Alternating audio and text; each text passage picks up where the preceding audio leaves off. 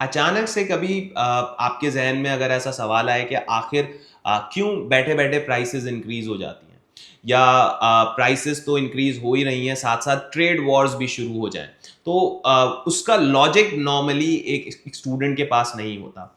आजकल का सबसे बड़ा करंट इशू जो यूएस ने रेसिप्रोकल टैरिफ्स लगाए हैं, उन पर एक हॉट टॉपिक चल रहा है। एंड सिंस हम एक अकाउंटेंसी बॉडी से रिलेटेड हैं, तो हमारे पेपर्स में करंट इश्यूज नॉर्मली ज़्यादा टेस्ट होते हैं। तो मैंने सोचा कि एक ऐसी इंफॉर्मेटिव वीडियो बनाई जाए जो टैरिफ्स, फिर उसके बाद जो रेसिप्रोकल टैरिफ्स आए उनको एक अच्छे से एक्सप्लेनेशन दे दे। देखिए, रेसिप्रोकल टैरिफ्स जो आजकल बहुत चल रहा है, जिसमें यूनाइटेड स्टेट्स भी काफ़ी इन्वॉल्व है, उसको समझने के लिए आपको टैरिफ्स का मतलब समझना है कि आखिर टैरिफ है क्या। देखिए, tariff usually is a tax जो एक कंट्री दूसरे कंट्री के गुड्स पर लगाता है अगर आप वो इंपोर्ट करो। सर, बात समझ नहीं आई, जरा एग्जांपल देके समझाएं। बेटा, लेट्स से मुझे एक कंट्री ए है, उससे कोई चीज़ इंपोर्ट करनी है। वो पर्टिकुलर चीज़ मेरे ही मुल्क में अवेलेबल है, लेकिन उसके मुल्क में थोड़ी अच्छी है। जैसे लेट से अगर उसके मुल्क का स्टील बहुत अच्छा है, तो मैं अगर स्टील वहां से इंपोर्ट करूंगा और वो क्वालिटी में बहुत अच्छा है, तो मेरे कंट्री की लोकल मार्केट को कोई भी नहीं देखेगा। तो इस वजह से क्या करना चाहिए, इस वजह से कोशिश ये करनी चाहिए कि जब अगर कोई वहां से इंपोर्ट करे वो गुड्स, तो मुझे उस पर एक पर्टिकुलर टैक्स रेट लगा देना चाहिए, ताकि वो स्टील या वो गुड्स महंगे हों और मेरे कंट्री के गुड्स थोड़े सस्ते हों, ताकि मैं अपनी ग्रॉस मार्केट को अच्छा करूं। तो यहां से पता ये चला कि टैरिफ्स लगाए क्यों जाते हैं, ताकि आप अपने पर्टिकुलर कंट्री की लोकल इंडस्ट्री को डैमेज होने से बचाएं और काइंड ऑफ एक दूसरे कंट्री की प्रोडक्ट को अपने मुल्क में एक्सेल करने से बचाएं। उसका एक रीजन ये भी है कि अगर आप हाईली इंपोर्ट डिपेंडेंट हो गए, तो आपको एक significant amount of dollars payment करनी पड़ेगी, और आपके पास शायद इतनी एक्सपोर्ट्स ना हो, तो आपके पास डॉलर्स की इनकमिंग कम होगी और करंट अकाउंट डेफिसिट का सामना करना पड़ेगा, जो recently developing countries like Pakistan ये चीज फेस भी कर रहे हैं। तो इसके लिए किया क्या जाए भाई, जितने भी इंपोर्टेड गुड्स हैं ना, जिन भी कंट्रीज से आप इंपोर्ट कर रहे हैं, आप उन पे टैरिफ्स लगा दें कि अगर ये गुड्स आपने वहां से मंगवाए तो आपको एक एक्स्ट्रा रेट देना पड़ेगा। तो सर, अगर मैं टैरिफ्स लगाता हूं तो इससे मेरे कंट्री को क्या फायदा है? देखिए, उनकी डिमांड कम हो जाएगी ऑटोमेटिकली, क्योंकि वो गुड्स अगर लेट से $100 के थे और आपने 25% टैरिफ लगा दिया, तो वो 125% के हो गए, $125 के हो गए। दैट मीन्स कि अब अगर कोई उनको मंगवाएगा तो उनको पता है कि यहां पर मुझे उसकी कॉस्ट ज्यादा पड़ेगी, और अगर वही गुड्स लोकल इंडस्ट्री में अवेलेबल है, शायद क्वालिटी उस तरह की नहीं है, तो लोग उसकी तरफ जाना कोशिश करेंगे। तो कंट्रीज जो टैरिफ्स इंट्रोड्यूस करते हैं वो किस लिए करते हैं? वो इसलिए करते हैं कि हम अपनी लोकल इंडस्ट्री को सेव कर सकें और किसी भी इंटरनेशनल कंट्री पे या किसी भी इंटरनेशनल गुड्स पे जो है हम डिपेंडेंट ना हो और हम उसको एक्सेल ना करने दें हमारे कंट्री पे। तो टैरिफ का कॉन्सेप्ट तो ये है, और देखा जाए एक कंट्री के पर्सपेक्टिव से सोचा जाए तो ये चीज बहुत अच्छी है, क्योंकि अगर आप इंपोर्टेड गुड्स पे डिपेंडेंट नहीं होगे और लोकल गुड्स की तरफ जाओगे, तो आपका करंट अकाउंट काइंड ऑफ एक अच्छा मेंटेन रहेगा और आपकी करेंसी अपनी जो है वो एक्सेल करती जाएगी। तो टैरिफ का मतलब तो ये हो गया। सर, अब बात की जाए रेसिप्रोकल टैरिफ्स की। देखो, रेसिप्रोकल टैरिफ्स जो हाल ही में यूनाइटेड स्टेट्स ने सारे कंट्रीज पर लगाए हैं, उसका सिंपल एंड बेसिक मतलब यह है कि if you tax my goods at 20%, I tax your goods at 20%। बेटा देखो, यहाँ पर्टिकुलर कंट्रीज में ना हर चीज अवेलेबल नहीं होती, आपको कहीं ना कहीं से इंपोर्ट या एक्सपोर्ट्स करनी ही पड़ती है, आपको अपने ट्रेड रिलेशंस अच्छे करने पड़ते हैं। तो अगर कोई भी कंट्री यूनाइटेड स्टेट से लेट से कोई भी चीज लेता था और उसमें 40% टैरिफ लगाता था, तो यूनाइटेड स्टेट जब उस कंट्री से कोई भी चीज मंगवा रहा है तो उस पर 20% टैरिफ लगा रहा है। तो ट्रंप और उसकी गवर्नमेंट ने क्या किया, उसने बोला कि यार, जब मेरी प्रोडक्ट वहां जाके ज्यादा महंगी हो जाती है, तो क्यों ना मैं इनकी प्रोडक्ट को भी यहां मंगवा के ज्यादा महंगी कर दूं। इसे कहा गया रेसिप्रोकल टैरिफ्स, कि आपके बराबर कर दिया हमने, जो टैक्स रेट आप मेरी प्रोडक्ट्स पे अपने कंट्री में चार्ज कर रहे थे, मैंने ही जो है वो आपकी प्रोडक्ट पे अपने कंट्री में चार्ज कर दिया। देखा जाए तो ये कोई नाइंसाफी नहीं की, ये किया इसलिए गया होगा कि मैं किसी और कंट्री की डिमांड को अपने मुल्क में कम करूं, उसके गुड्स की डिमांड को अपने मुल्क में कंट्रोल करूं और अपने गुड्स की डिमांड को अपने मुल्क में बढ़ा दूं। तो ये है रेसिप्रोकल टैरिफ, कि आपने एक दूसरे कंट्री की गुड्स पे उतना टैक्स चार्ज कर दिया जितना वो आपके कंट्री की प्रोडक्ट पे अपने कंट्री में चार्ज करता था।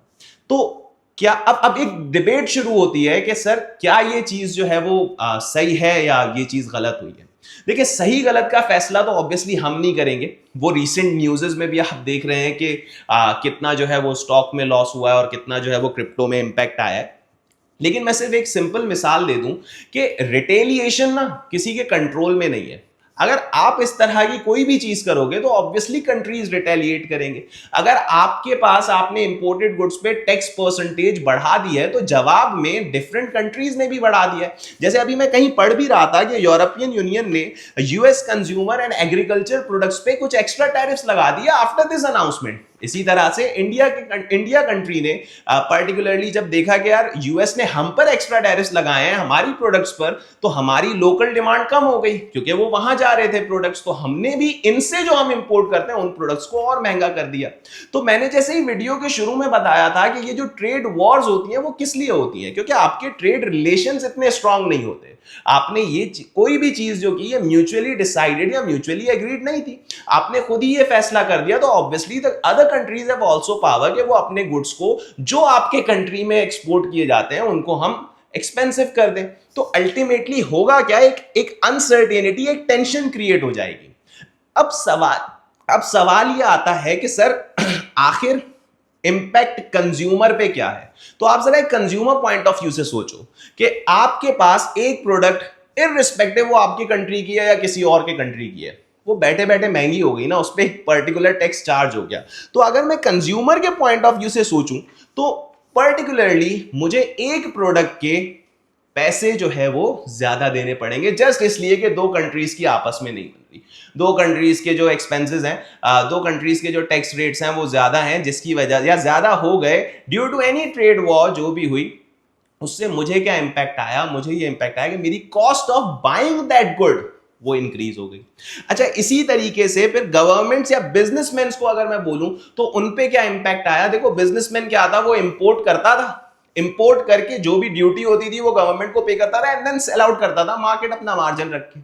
बैठे बैठे जो वो इंपोर्टेड गुड्स थे उनकी ड्यूटी क्या हो गई, इंक्रीज हो गई, मतलब अब उसको वो गुड्स एक्सपेंसिव मिलेंगे एंड अगर वो गुड्स एक्सपेंसिव मिलेंगे तो वो आगे और महंगे बेचेगा, तो अल्टीमेटली उसके बिजनेस मार्जिन भी स्क्वीज हो गए, क्योंकि लाजमी बात थोड़ी है कि वो सेम ही मार्जिन रख पाएगा, उसे एक कम मार्जिन पे बेचना पड़ेगा। और लेट्स से अगर उसके पास ऑलरेडी स्टॉक अवेलेबल था तो वो ऑटोमेटिक बढ़ जाएगा, मतलब उस स्टॉक पे उसे एक अच्छा खासा प्रॉफिट देखने को मिलेगा, क्योंकि ड्यूटी उसने कम पे की थी और अब उसको ज्यादा पे करनी पड़ेगी, ज्यादा सेलिंग प्राइस पे बेचना होगा।